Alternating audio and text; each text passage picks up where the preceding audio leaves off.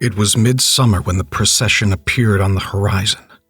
The men walked in steady, solitary lines over the rough road that stretched from the distant hillside to Matilda and Hemma's remote village, nestled in the shaded valley. The penitents advanced under the early morning sun, their eremite leader chanting a monophonic hymn whose reply came in droning unison.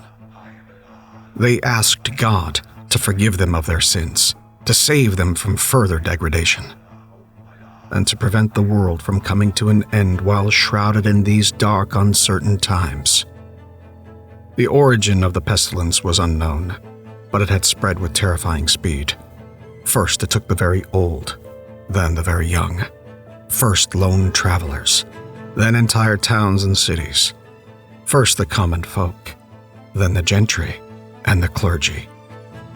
The telltale black circles and weeping abscesses on their skin was followed by racking coughs, violent convulsions, and then, lastly, death. The pestilence had no order, no reason. It sometimes struck down those previously healthy in only a few days, while others lingered for weeks before being consumed. No one knew whether they were to be the next victim. When the band of penitents reached the village, they assembled in its square, surrounded by curious denizens. The men removed their hoods and stripped their white-robed bodies to the waist. Then they proceeded to flail their heavily scarred backs with knotted leather straps, still reciting their droning, hypnotic chant. The air around the villagers grew thick with the scent of freshly opened wounds and unwashed bodies.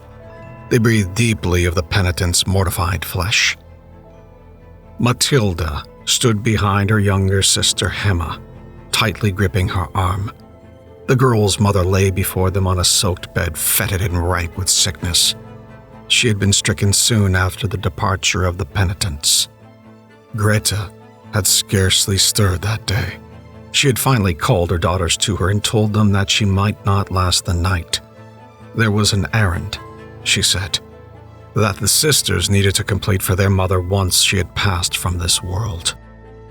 There will be no one in the village to care for you in less than a week's time. Greta's voice was thin, almost a whisper.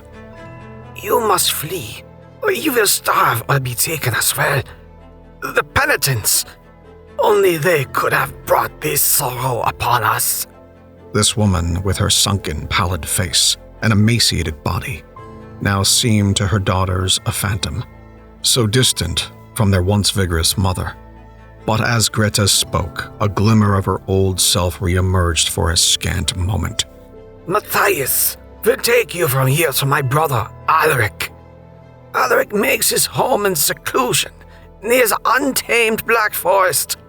You must take something to him, so your uncle will recognize you as his true kin.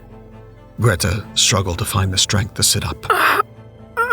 Finally upright, she pointed to the stone-lined fireplace in the family's dwelling's remaining room through the open door. Behind the loose stone, under the mantle, is a box with a pendant. I have kept it hidden there all these years. Even your father was ignorant of its secret place. God rest his soul. Take it with you. Keep it safe. Show it to Alaric when you find him. This pendant has been with my brother's family since before our own father's father was born. Matilda turned to the smoky kitchen outside the bedroom door and its now cold fireplace, eyes settling on the ashes strewn about the hearth's interior. Hemma was silent, did not look away from her mother. She looked for a moment as if she were searching for something. Now go. It will take you less than a week if you trust in Matthias. Matthias pledged to care for you both, as if you were his own flesh and blood. He promised me after Matilda was born. Her voice spent. Greta sank back into the bed's threadbare covers and closed her eyes. Her breath slowed, coming once again in shallow gasps. Matilda followed Hemma to the fireplace, where her little sister was prying at a discolored stone. Matilda closed the oaken door behind her. God willing, their mother would not suffer for much longer. Here it is, Hemma said, her voice flat. Matilda turned. Hemma was crouched by the fire, her small fingers scratched and covered with clay dust. The worn stone lay next to her on the kitchen's earthen floor. She reached into the newly formed hole and emerged with a compact, metallic box scarred from heat and blackened with soot. Slowly, Hemma opened the unlatched box. Coming closer, Matilda peered over her sister's shoulder. Inside the box rested a silvery pendant, strangely unmarred in contrast to its container. She leaned forward to take the pendant, but Hemma stopped her. We need to fetch Matthias and start for Tushingen. Hemma instructed. Tushingen is the last town before the forest. Matthias should be with the horses, as everyone else is gone. And so the sisters left their home for the last time, bundling their few belongings into a sack that had been left by Matthias the previous day. The prospect of never seeing their mother again haunted Matilda, but the idea of a new life waiting for her beyond their rustic settlement was enticing to her. A life beyond the ravages of the pestilence and the horrific memories of the past weeks. Matthias was the village blacksmith, an imposing man who had learned the arts of the smithy from his father. As the rest of the villagers had succumbed or fled, Matthias had remained to tend to Greta's daughters. He had prayed that Greta might recover, but those prayers, to the angels and saints alike, had gone unanswered. Matthias knew he was fortunate to be alive and praised God for sparing him, and Greta's children, of course. We leave within the hour. We'll camp by the roadside at nightfall. He turned, fixing Matilda with a hard look. But no, that the way between here and Tushingen has become treacherous. With so few men at arms to keep them in check, bandits roam unchallenged. He shot Hemma a brief glance. Behind the stable house's remaining horses whinnied gently. All but one would be left behind. Thank you, Master Matthias. May God bless you for your bravery and sacrifice. Matilda reached forward to kiss Matthias's free hand, but he pulled away, seemingly embarrassed. The physical resemblance between Matthias and Matilda was striking. Both were tall, with a taut jawline set against fair features, and clear blue eyes. Hemma's appearance, however, was so different from that of her older sister that one would hardly guess they were siblings. Hemma's dark brown eyes shone brightly on her fox-like face, and she wore her deep red hair in a long braid that ran down her back like a long tail. Matthias secured the bridle around the dray's horse's mouth and patted the animal's flank. Matilda and Hemma seated themselves in the wooden cart harnessed behind the sturdy beast, resting against the packed supplies secured carefully against the elements. The midday sky was overcast. Heavy rains would slow what would already be a lengthy journey over the failing country roads. Matthias scrutinized his workhorse. He may not be a Barbary, but he's as steady as God makes them. He turned and smiled slightly at his two passengers before climbing onto the cart's raised seat and taking hold of the horse's reins. Geschwindris, mein Kinder, he said, pulling at the reins and urging the horse into an ambling trot. The cart groaned over uneven earth, passing abandoned crook houses, plastered with wattle and daub, now silent as tombs. The dead were buried in a mass grave near a low sloping hill just outside the village. Matthias had covered his hands and face with coarse cloth as he'd heaved his neighbors, then the village priest, then his aged parents, and finally his wife and two sons into the charnel pit. By the time the grave had begun to overflow, there was hardly a man left to seal it. A light drizzle coated the trio as the storm clouds above them obscured the dim sun. The roads were empty, hushed, and devoid of souls as evening descended upon them. Matthias guided the cart to a clearing 100 or so paces from the road, hiding the horse behind a cluster of trees, letting it feed on rich patches of wild grass. He covered the cart with sackcloth to protect it from the rain, and then began to gather branches for the night's fire. We can only have a fire for so long.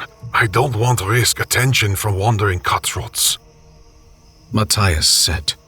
The girls looked exhausted.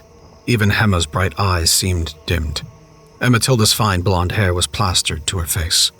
Dinner was some barley bread and hard cheese. The small fire blazed and cast shadows about the travelers, heightening the sense of suffocation brought on by the inky blackness of the countryside. I'll wake you soon. You and Emma should sleep the whole night, Matthias said, not looking back at Matilda. Instead, he bundled some birch saplings and lay back against them, propping himself into a sitting position. At last, the waves of the fire's heat beat against his weathered skin. He allowed himself to doze off.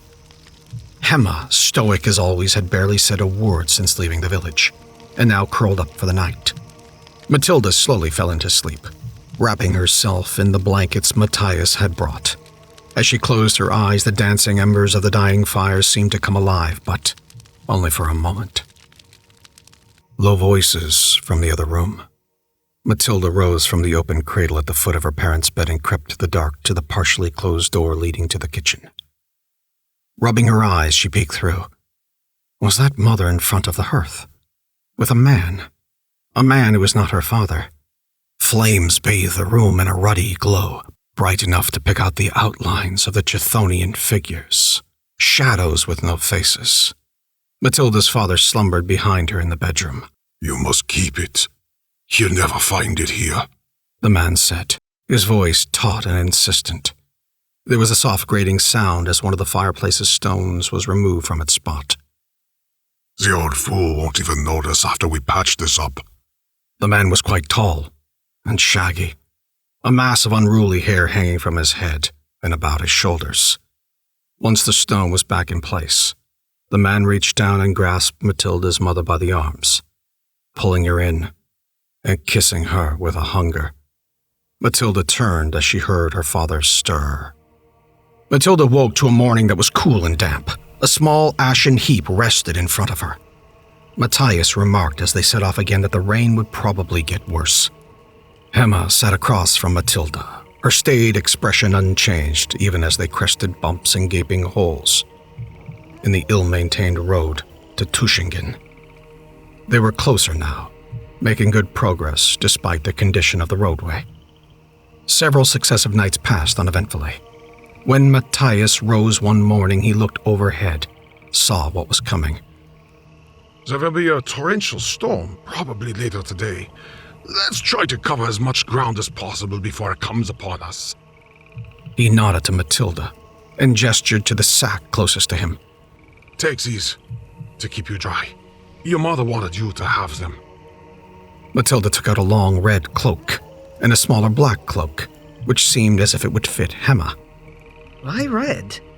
Won't the bandits be able to see me from far away? Just wear them, Matthias said. We are not far from Tushingen. We might even arrive late this eventide if the weather holds, which I fear it will not. He pulled at the horse's reins and the beast increased its gait, its pace now matching the sudden movement of the nimbus clouds, hanging low in the sky overhead. The rain started to pour late in the afternoon, quickly dousing the road in front of the cart. Mud flows formed, slowing the cart's advance and forcing Matthias to carefully navigate fresh pitfalls. Let's stop! Find some shelter off the road! Matthias shouted back to them, his voice lost in the downpour. If we continue like this, we'll become stuck. Rain is making the road perilous. He tried to guide the cart to the roadside, looking for a safe spot among the mud and uneven terrain. At once, the back of the cart lurched as the road beneath it abruptly gave way to mud. The cart's wheel sank, bringing the cart and its passengers to a halt. By all the saints! Matthias cried. We'll not get the wheel out while these rains come down on us. He took a deep breath, bracing himself against the farm wood. But I must try. He leaped from his perch on the cart, examined the stuck wheel, and then pushed from behind the cart in a vain attempt to free it. Matilda ushered her sister out of the cart. Let us take the bags, stand outside the cart. Then Matthias might be able to get us loose. She was about to climb out when she felt Emma tug at her cloak. The girl was staring off into the mist. Someone is coming, she said. Matilda followed her gaze, peering down the rain-drenched road. Hema was right. A hobbled form was weaving toward them in an uncertain pattern. The figure was cloaked and carried no visible baggage. Matthias! Matilda said, her eyes fixed on the figure. Matthias! The smith turned from the mud-soaked wheel and stared at her. That girl! When Matilda didn't respond, he turned. The figure froze unexpectedly, as if waiting for Matthias. Matilda spoke in a muted tone. Matthias, don't go. There may be a bandit. Let him come to us. Matthias glanced over at Matilda, wiped his wet brow with a cloth, and then began to move toward the figure, rain splattering over him. Closer now, Matthias realized the stranger was a gnarled old man, most likely a beggar. The man pulled at the cowl of his cloak, hiding his face from view. Matthias was close enough to catch the faint hint of a putrescent odor. But the earthy scent of the falling rain quickly washed the smell from his nostrils. The beggar croaked. Alms! Alms for the poor! He extended a filthy hand outward, palm up.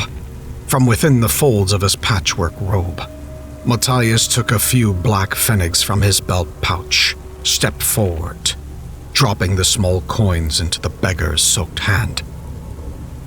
The beggar's voice changed, becoming a kind of low growl. Thank you, kind sir, he said, and bent forward as if to kiss Matthias's hand. Matthias pulled his hand away, but too late.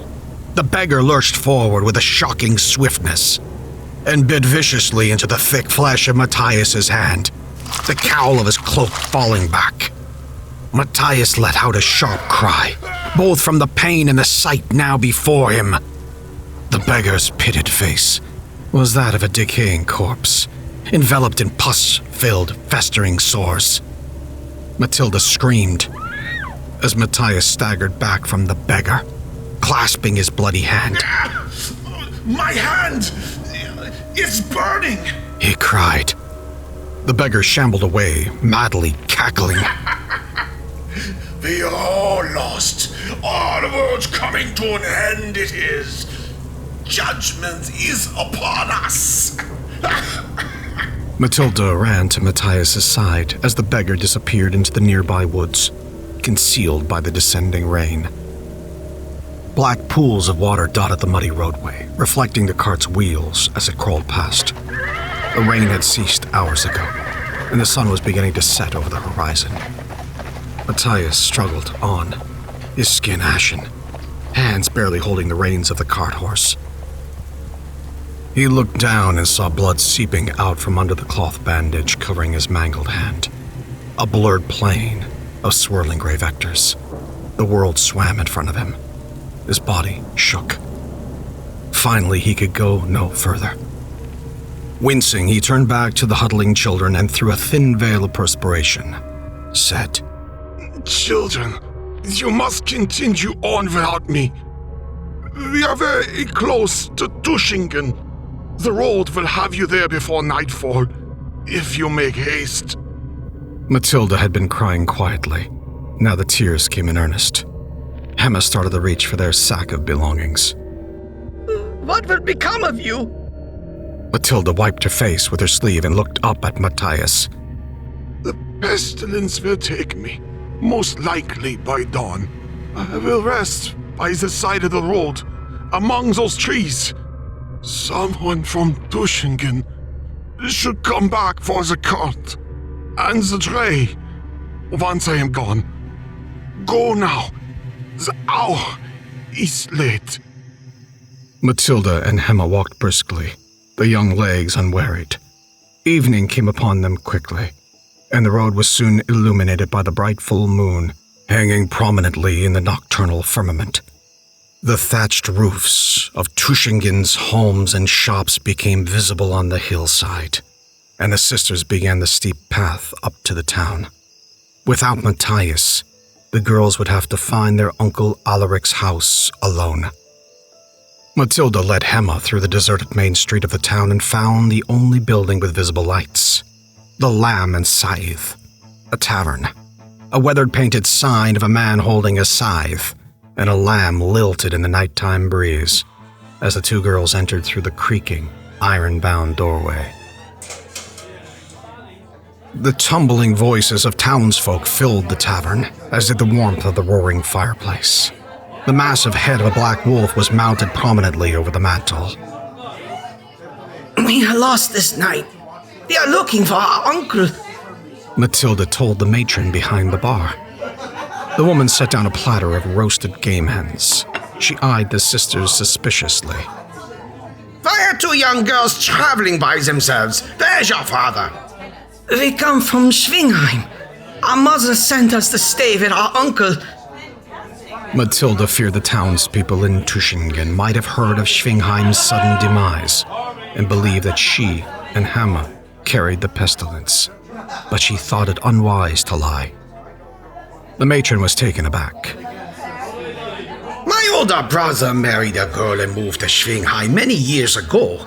Once he moved away, we rarely saw him. That was before he went missing.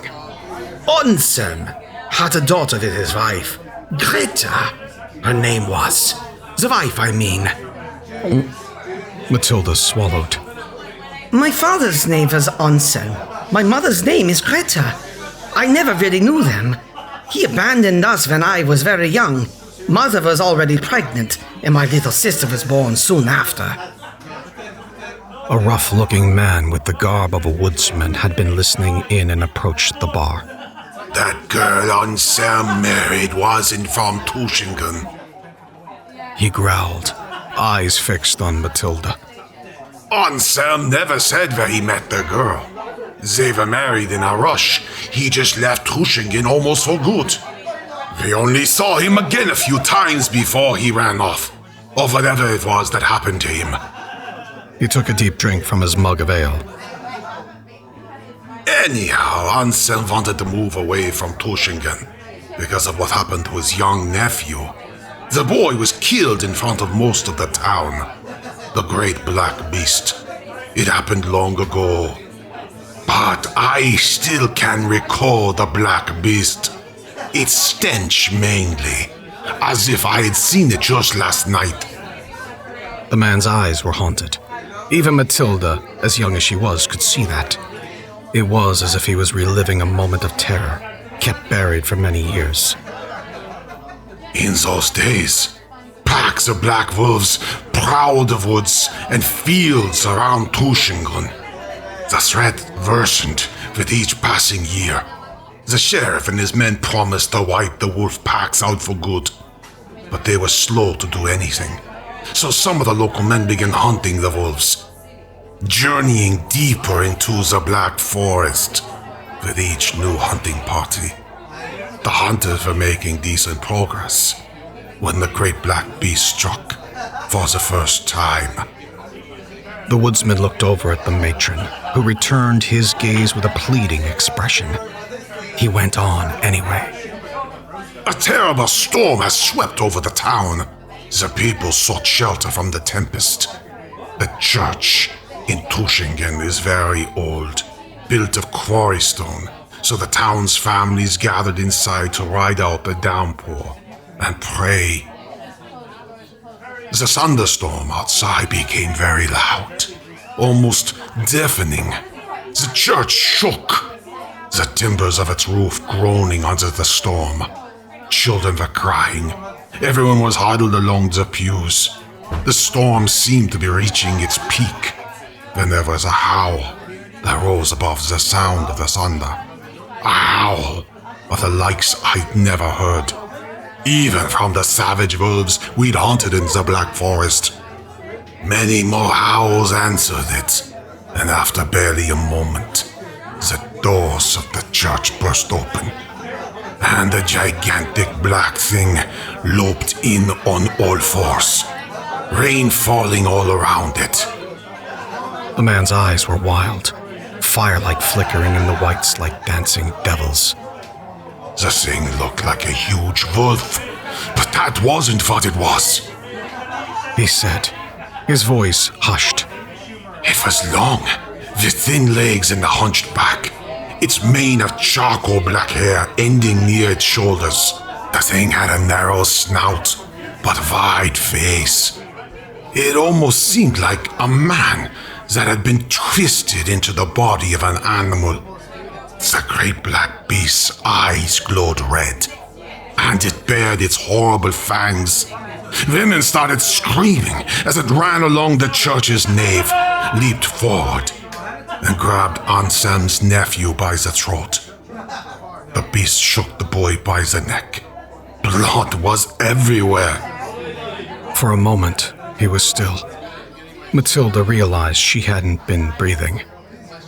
It dropped the dead boy and turned to find more prey. That was when the hunter, Wilhelm, shot it squarely in the face with his bow. The beast made the same blood-curdling howl we heard before, and it fled, knocking over the priest's candle holders as it went. The woodsman paused and collected himself, pressing his flinty fingers into his tightly shut eyes. The tavern matron was silent, as if remembering that same night. The woodsman began to speak again, this time with even greater trepidation. We prayed that we had seen the last of the great black beast. But, alas, it attacked again within a fortnight, carrying off a young girl. A hunting party was formed, this time with the sheriff and several deputies. The hunting party killed that wolf whose head now adorns this tavern, along with many other wolves, but none for the black beast. Over the next months, the wolves around Tushingen were hunted to extinction, but there was never any sign again of that creature. It may have been driven into the furthest depths of the Black Forest. It could still be there today. The woodsman gave Matilda a hard stare. You say you came from Schwingheim. How? But before he could continue, the tavern door slammed open, and a young man in shepherd's clothes stumbled into the room. The man was breathing hard and paused, clutching at his chest. Finally, he heaved himself upright. Matilda caught a glimpse of the dire look on his face. Squire Muller has taken ill, He shouted to the room. He shows the marks of the pestilence. They have locked him and his family inside the home. They're going to set it ablaze this night. The townspeople stood from their tables and began to run for the door, shouting protests or encouragement. Matilda wasn't sure which. Panic was about to seize Tushingen. She knew, one that would set the townsfolk against each other. The matron took Matilda by the arm as the woodsman turned his back on them, heading for the tavern door. Matilda and Hemma followed the woman into the tavern's deserted back kitchen and to a small postern door near some cupboards stacked high with kitchen wares. The matron pushed the door open, the moonlight revealing an expansive clearing and, at its edge, a wall of black and primeval trees. The burghers will blame new arrivals for what's about to happen. Seek out the safety of the Black Forest. Whatever waits for you there can be no worse than will come upon Tushingen by daybreak. Matilda peered into the woman's sweat-beaded face, itself bathed in the dull light of the kitchen's hearth. The woman closed the door without another word, and the sisters turned to peer up at the towering trees. Come on, Hemma said, and began walking into the woods. A terse cough from the kitchen was the last sound they heard before the noises of the nighttime forest overtook them. An enormous gleaming moon shone through the tops of the sheltering elm trees, the pearlescent centerpiece of a vast star-filled sky. Matilda and Hemma carried no torch or lantern, but the moonlight was bright enough for them to find a trail soon after venturing from Tushingen. Hemma turned as she crouched over a trail, leading further into the forest. this one has been used recently. She said. I can tell. Matilda stood over her sister, wearing a puzzled expression. How did you know? Since when did you become a seasoned woodsman? Trust me, I have a sense for such things. You'll know more in time. Emma led Matilda along the indistinct path, careful to avoid the treacherous slopes and gullies along the way. Not long after, the girls stopped at the foot of an arching hill, its summit ensconced in a tangle of barren trees. Here. The trail stops here. There's a path to the top of the hill just ahead of us.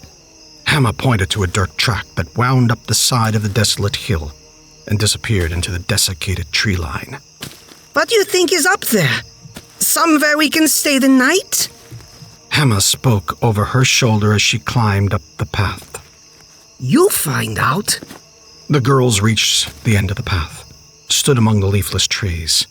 At the other end of the parched glade was a hovel, a solitary torch fixed to its front which lit the area against the intrusions of the surrounding forest.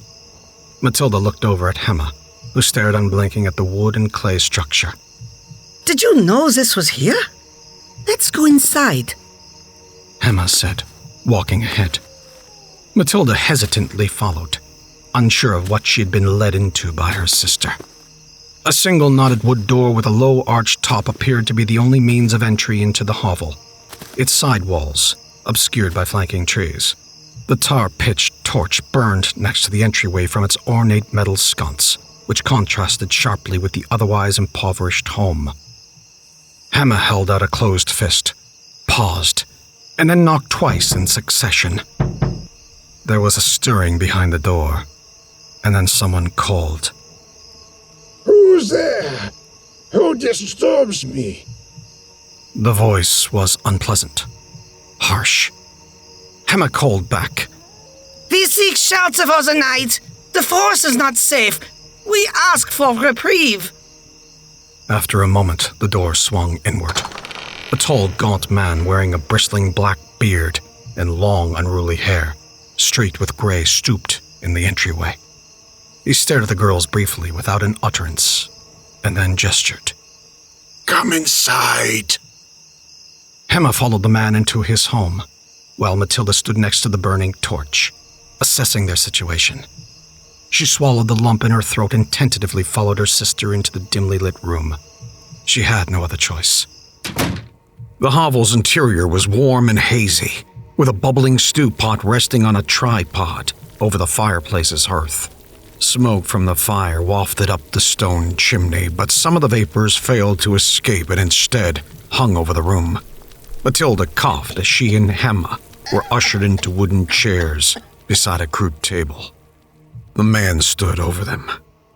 I never have visitors, not in these woods. Where are you children from? What are your names? He looked at them sternly, but did not seem menacing.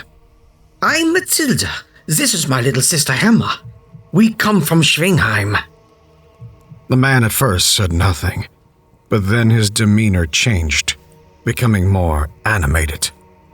Oh, such a long way to travel for two young girls. Are you perhaps looking for someone? Emma reached across the table and touched Matilda's arm. Show him the box. Matilda looked back at Emma. Somehow, she did not feel as if she could refuse. She reached into her cloak and produced the metal case they had brought from their mother's hiding place. Hesitantly, she prized open the lid and placed the box on the table. Immediately, the man became agitated, visibly excited. He took the silver pendant from the box and held it across a lank hand, examining it with a sly, wolfish grin. Oh, yes.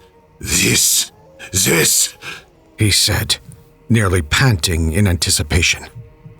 The pendant hanging from the chain was an argent coin of ancient design, its relief the image of a she-wolf suckling cubs. The man grabbed its case from the table and put the pendant back inside.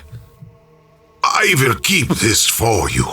It's a valuable item, he said, looking down at Matilda.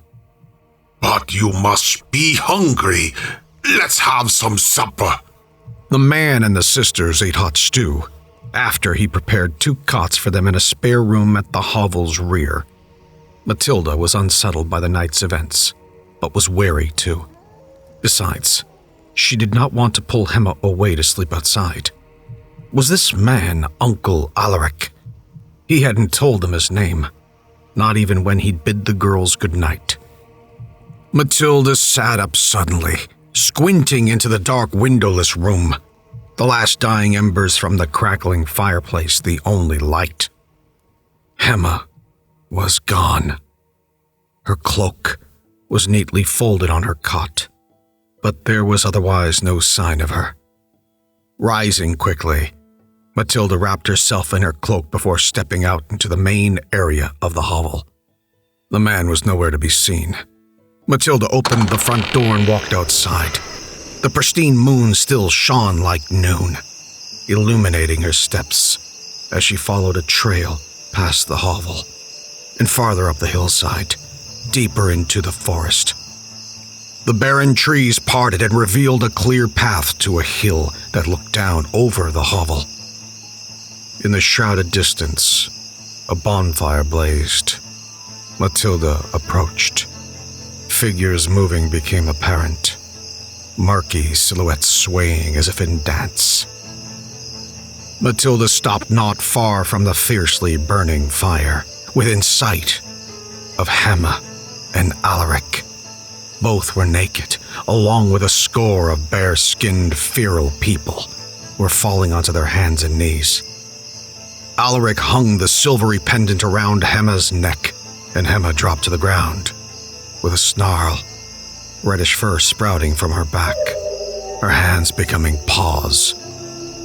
Alaric extended his arm to the brilliant starry tapestry above him and arched his back as if in ecstasy. The wolf pack around the bonfire let out a chorus of bloodthirsty howls as the great black beast rose on its 4 grotesque legs, its slavering jaws glittering with razor-sharp fangs. The black beast howled joyously, and all at once, Matilda understood.